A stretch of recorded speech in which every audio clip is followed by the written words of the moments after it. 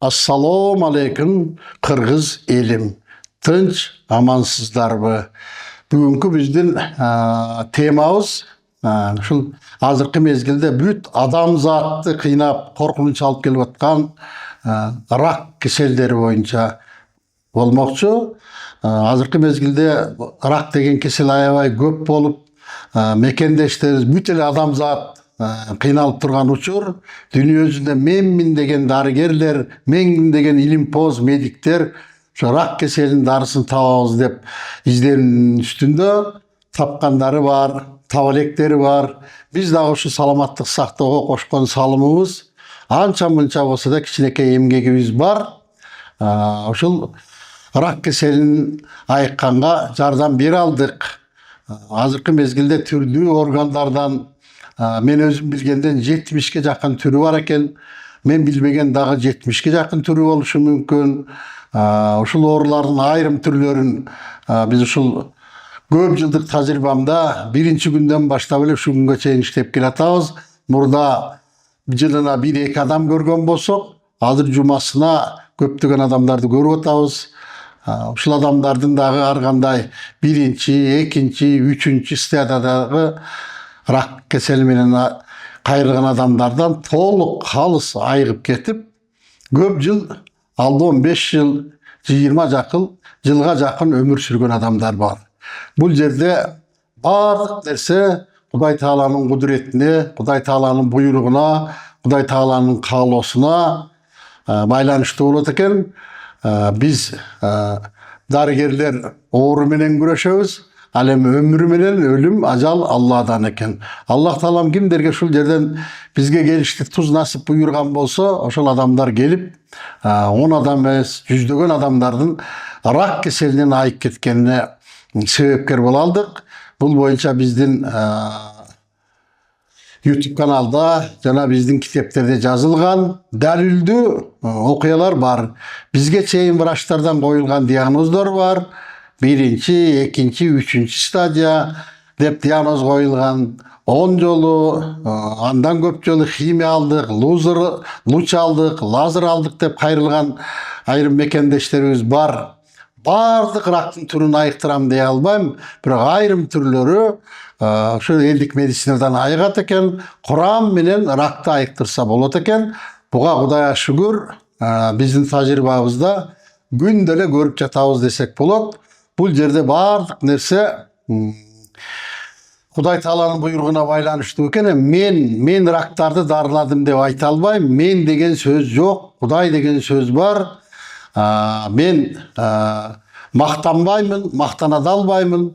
Эгерде мен мактансам, Кудай Тааламды мактаймын. Эгер мен мактансам, Кудай Таалам менен мактанам. Менин Кудайым бар. Кыргыздын да Кудайы бар. Кыргызды да Кудай жараткан. Кыргызча Кудай десек дагы Аллах Таалам бизге шифа берет деген гана ойду айткым келет. Бул айтып аткан максатым менде бир кандайдыр бир өзүмдү көтөрүү, мен деп деген сөз жок. Бул жерде биринчи Кудай Тааламдын ыраазычылыгы үчүн, экинчи соопчулук үчүн, үчүнчү ушул рак илдети менен ооруп аткан мекендештерибизге үмүт болсун, жардам болсун, оору менен күрөшсүн деген гана ниет. Ошо ким бизди уккан болсо, ошол адамдардын бардыгы мага келсин деген сөз ниетим жок. Мага келбей эле койсун, үмүт болсун. Үмүтсүз бир шайтан дейт. Адам үмүт менен жашайт экен. Чындыгында ошондой оор акыбалга түшүп калган, үмүтсүз болуп калган адамдарга үмүт берип, сиз да Кудай деңиз, мен да Кудайым деп, ошол адамдардан дар үчүн Аллах Тааламдан өмүр тиледим, шифа тиледим, билген дубаларымды окудум, билген батамды бердим. Өзүм билген Кур'ан-ы Каримде шифа берсе аяттардан окуп дем салдым. Кудайга шүгүр, Аллах Таалама чексиз шүгүрлөр болсун. Бардык мактоого, алкышка жалгыз жаратуучу Аллах Таалам өзү татыктуу. Кудай Таалам мен бармын дейт экен Аллах Таалам. Жерлерди жараткан эгеңмин деп. Ушу бүт ааламды Аллах Таалам жаратыптыр. Ааламга бизди жаратыптыр Аллах Таалам. Ушу жаратканга күчү жеткен Аллах Тааламдын ушу биздин бүгүнкү күндө убактылуу турмуш жашоодо болуп аткан кыйынчылыктарга, жана ооруларга шифа бериш бул Аллах Тааланын колунан келет. Аллах Тааланын колунан келбеген эч нерсе жок. Өзү айтып турат, жаратуучу деп. Бизди ойлоп тапканга жараткан күчү жеткен Аллах Тааланын биздин ооруларга шифа бергенге күчү жетмек түгүл ашат экен. Баарыбыз Кудай деп жашайлы. Ушул айткан сөздөрүмө далил катары биздин ар кандай ашказандан, боордон, мээден жана башка бөйрөктөн рак илдетинде кайрылган адамдардын түрдү рак крови дейт, аккан болгон, лейкоз дегендер. Мен ушул илимдин күчү менен баардык ооруларды дарылаганга аракет кылып көрдүм. Демек, Кудай десе, Кудай Таалам бизге шифа берет экен. Кудай Тааламдын Куранына ишенсек, мына Курандан күчтүү дары болбойт дейт, Курандан күчтүү курал да болбойт дейт. Эми ошого адамдын ыклас кылып ишениши, амал кылып. Мен бул ар бир айтып аткан сөзүмдү жөн бир сөз түрүндө айткан жокмун. Мен иш түрүндө, далил түрүндө мынакей бизге кайрылган бейтап адамдардын мага чейин коюлган рак крови, аккан деген же кандайдыр бир органдын 3-чү, 2-чи, 4-чү стадия дегендер бар. Ошолордун айыгып кетип, кайра эле биздин ушул официальный медицина рактын клеткасы табылган жок, мурдагыдан кичирейген, азыр химия бергендин кереги жок деген сыяктуу көп медициналык кагаздары бар, далилдүү мед выпискалары бар мындайча айтканда. Ушул айтып аткан ниетим сиздерге да ким ушул күндө ушундай ооруга кабылып аткан болсо, үмүтүңүздөрдү үзбөңүздөр бир туугандар. Врач дарылайбы, молдо дарылайбы, тауып дарылайбы, баардыгы бир Кудай Тааламдын буйругу менен, Кудай Тааламдын колдоосу менен, Кудай Тааламдын сактоосу менен, Аллах Тааланын уруксаты менен дарылайт экен. Ошон үчүн айрым кээ жараланган бир туугандарым, үмүттү үзбөңүздөр, больницада жатсаңыздар да Кудай деңиздер. Ошол сиздерди дарылап аткан врач дагы Кудай деп дарылайт.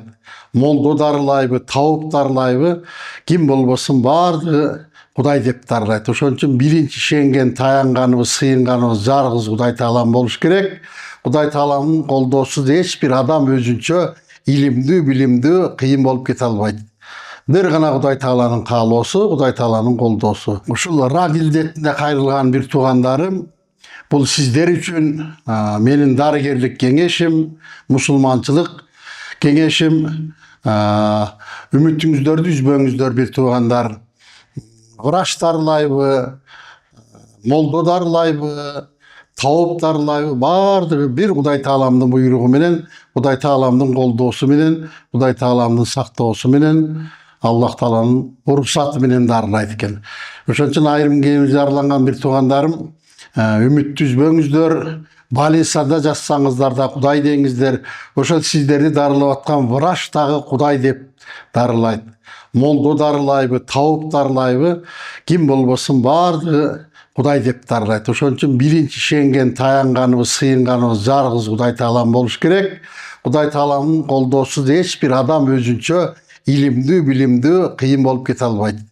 Бир гана Кудай Тааланын каалоосу, Кудай Тааланын колдоосу. Урматтуу ушул биздин YouTube каналдын көрүүчү, угуучулары жана катталуучулары, жана ушул мезгилде, азыркы мезгилде убактылуу ушундай илдетке кабылып ооруп аткан бир туугандарым, көңүлүңүздөрдү чөгөрбөңүздөр, үмүтүңүздөрдү үзбөңүздөр, башыңыздарды өйдө көтөрүңүздөр.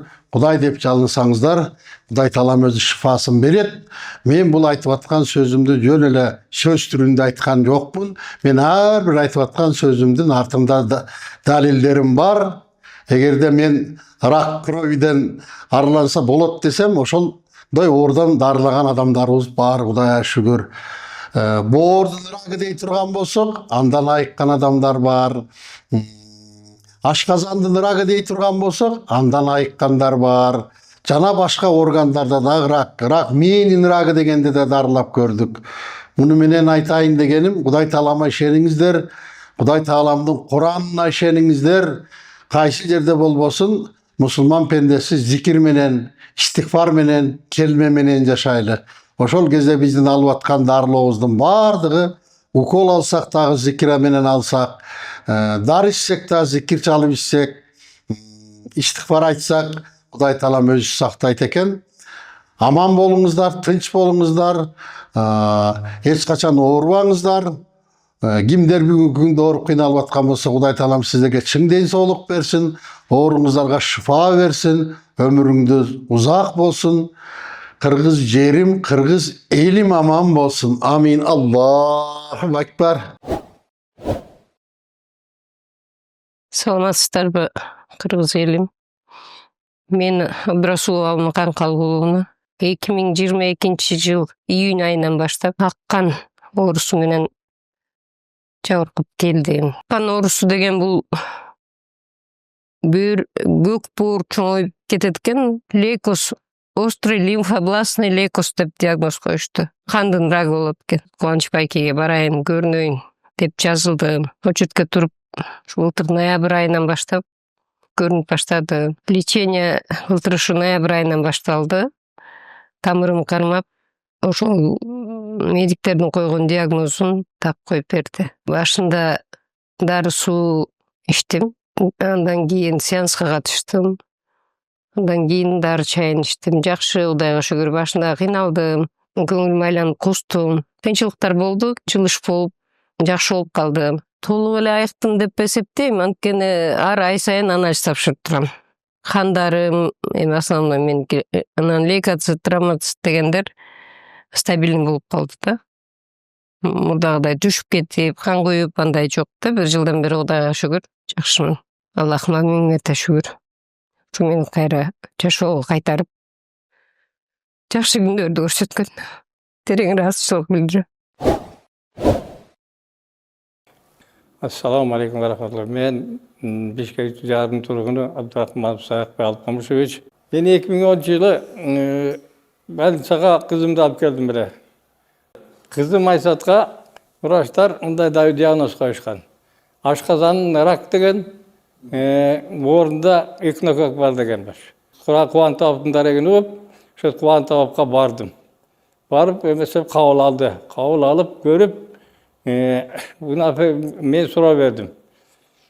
Bunun operasyası da bolu, ya operasyon men kılışım gerek desem, men 3 günge şey der da bereyim. Bana oşundan keyin anan bay bilnet, anan aytadık. Mümkün oşaqa barasız, mümkün biyakta kalasız dedi. Men oşa dep 3 günge metkenden jakşı jıyıntık bolup, kişine jakşı olup kaldı kızım. Oşundan keyin gelip emmi alıp ketseniz bolat, barıp görseniz bolat dedi. Yok men şu yol bulsam bir yerden de darlansam bolat dedi. Ha bu yerden de darlansan da men şu eşkanda işte bulmayla sizge de tapşırayın. Şu yerden darlap beriniz dep, şunu men bir ay içe dayarladı. Abdan jakşı rezultat. Var kayra bu kayra oşa bansa var. Üzüge saldık. Ayarda var jakşı. Ya aşkazanında jakşı boluptur. Ekeknavda jok ekan. Oşonu men azırkıga çeyim mına 14 yıl boldu. Taptatına kay iştep okatın kılıp жүрөт. Буга oşa darısı jok dep aytılır, oşa tukum buyut dep. Bu bunun darısı bar eken, Kur'an menen darladı, kuantap. Oşonu menen azırkıga çeyim jakşı bolup kalıp жүрөт. Jakşı bolup kaldı. Azırkıga çeyim okatın kılıp atat. Allah'a şükür. Jakşı men Allah'a büyük berte razımın, şonu kaytarıp bergenge. Kuantapka da razıçılığımı bildirem. Oşol sebepti men oşo kızımga kaytarılbay kalab dep oyladım ele. Oşonu kaytarıp berdi. Kaytarıp bergeni üçün şu şifa berip jakşı. Oşo kütülbegen belek kılıp berdim buga kızımды. Men çekti razımın.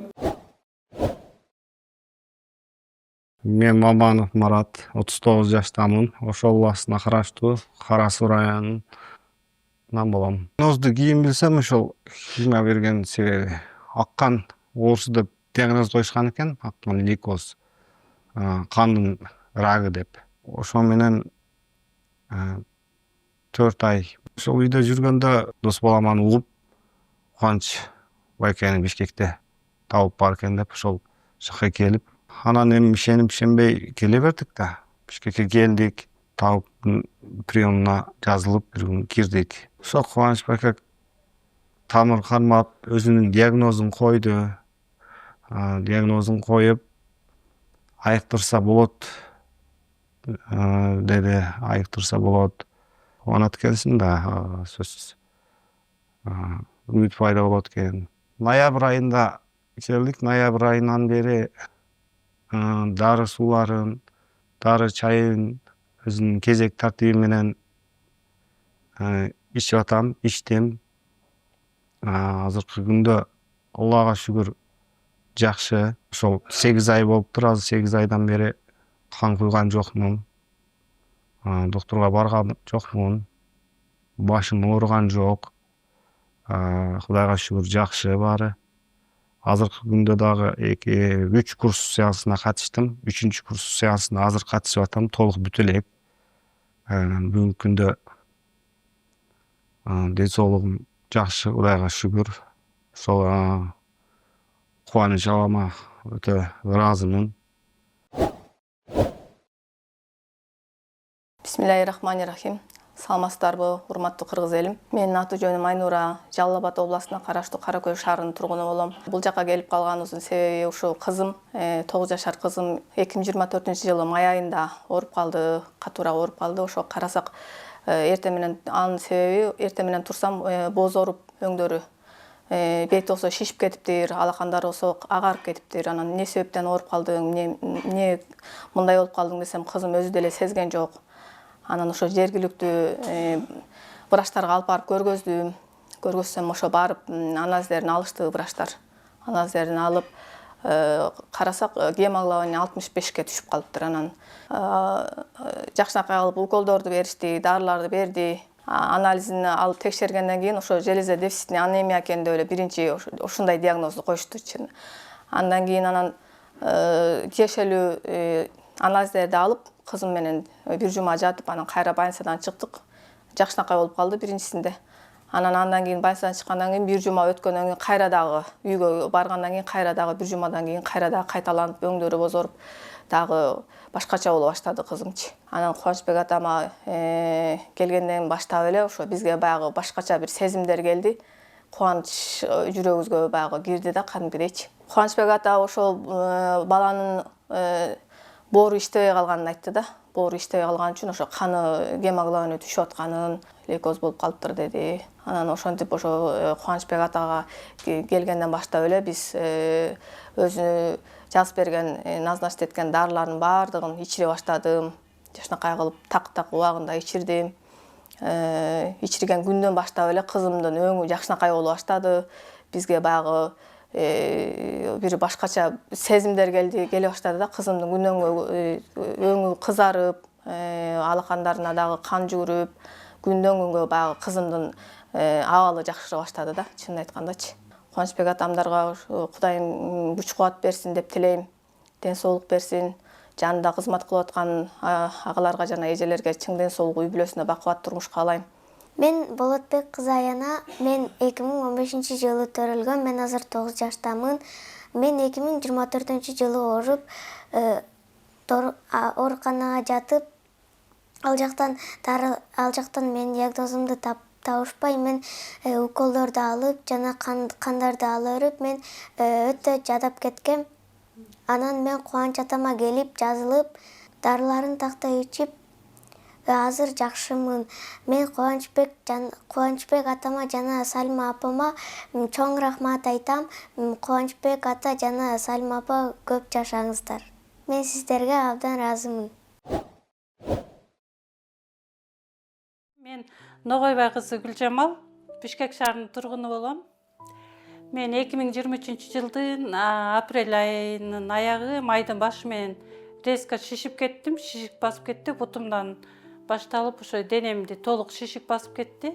Амилодоз тип айыл бул бөйрөктүн рагы деген сыяктуу да. Ошон үчүн химтерапия алдым. Туугандарым ошо врачтардын айтуусу боюнча 2024 апрелге чейин жашайт. Даяр болгула, любой эмеге даяр болгула деп айтышкан экен. Ошо биринчи жолу келип, ошо сеансты алып, биринчи жолу дем салып кеткен күнү кадимкидей уктап, ошо көзүмдү ачсам таң агарып калыптыр. Аябай таң калдым да, ошо биринчи жолу мындай жакшы уктаганыма Аллахыма шүгүр, бары Кудайдан, Кубан байкенин, Салима эженин эмгеги чексиз. Рахмат сиздерге. Ушинтип эле эл керегине жарап, кызмат кылып жүрө бериңиздер. Аман эсен болуңуздар, узун өмүр, ден соолукта болуңуздар. Мен Кубатбай кызы Гүлүмкан. Экичирмирк шаарынан келдим. Лимфа бездерин рак деп чыкканда. Ошо Кубан аканын кабылдоосуна киргенмин. Мен Кубан аканы көрбөстөн туруп эми кайынсиңдимди билем. Биз кайынсиңдим кайнатасы экенин билгенмин. Бирок Кубан аканы өзүм көргөн эмес элем. Мен эмнегедир ушу Кубан акадан эле жакшы болуп кетем деп ойлогонмун. Анан кийин ошо кыргызчылык баягы окуп, дем салып, келиши менен эле сууга дем салып берген. Суусун ичип, анан эртеси күндөн баштап сеанска отурасың деген. Сеанска толук бир курс лечение алып катышып, андан кийин дагы кичине кошумча дагы курс лечение аласың деген.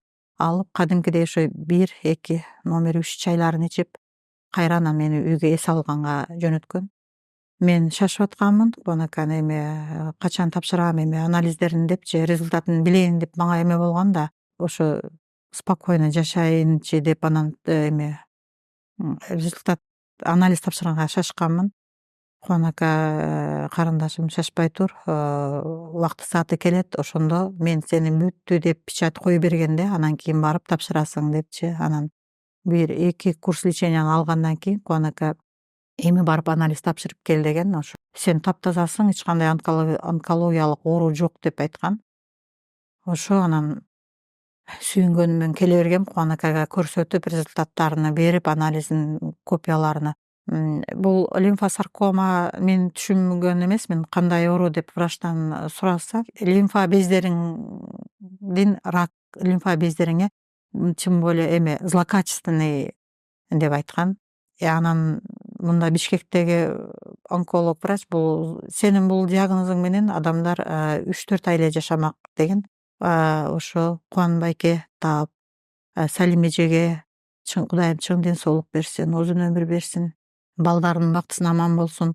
Ошо бизге окшоп ооругандарга жардамы тийип жүрө берсин.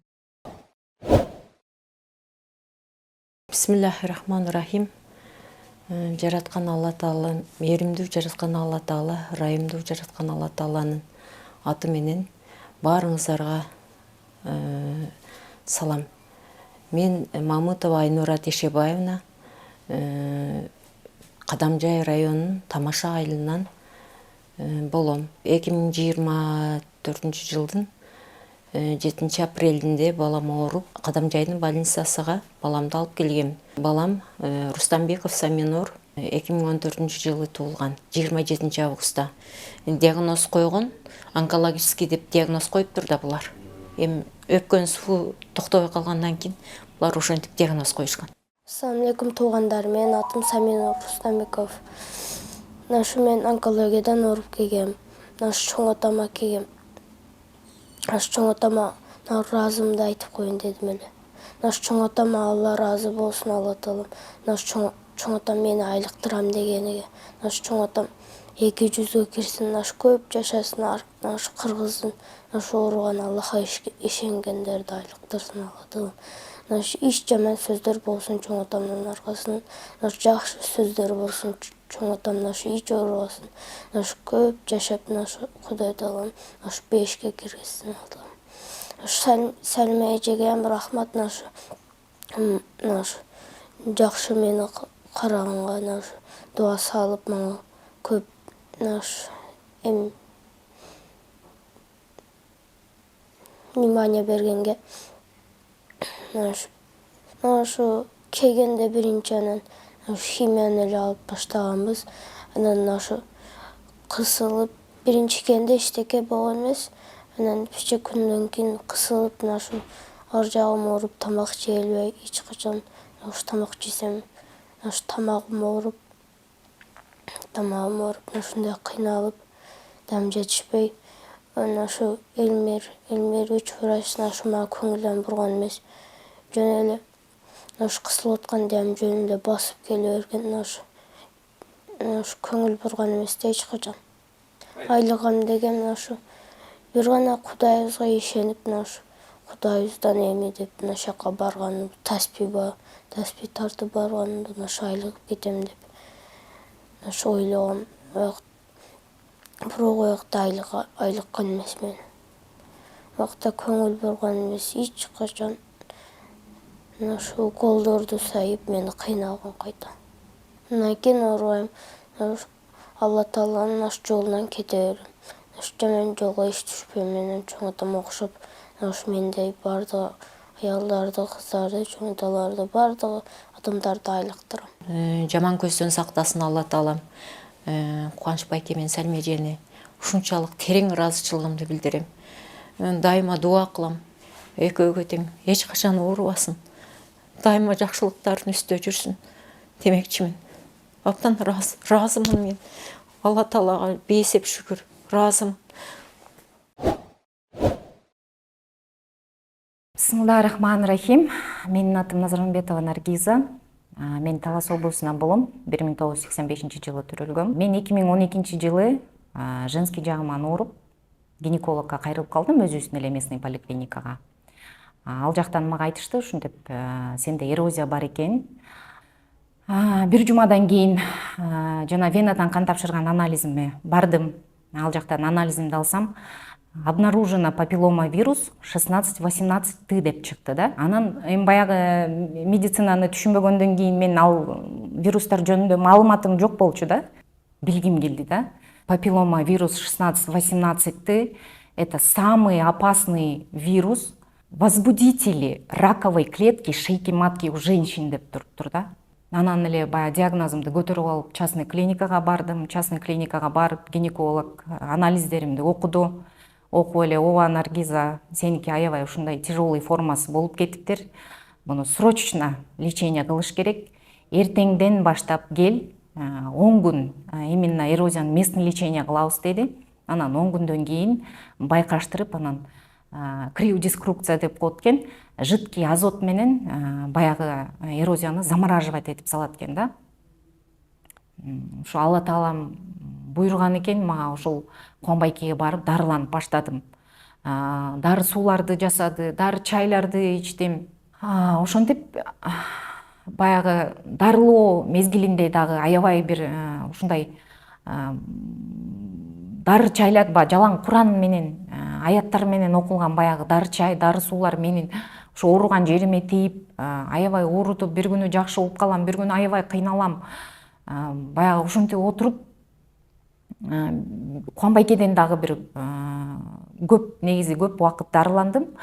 Анан ушу 2 ай убакыт өттү, ортодон ушу дары чайларды ичип, дары сууларды ичип, баягы өзүмө келип, анан ошентип дарылоо процесси бүттү. Дарылоо процесси Кубанбайкеден бүткөндөн кийин ошо 2 айдан кийин Кубанбайке өзү айтты, сен эми кызым барып гинекологдон осмотрдан өт деди.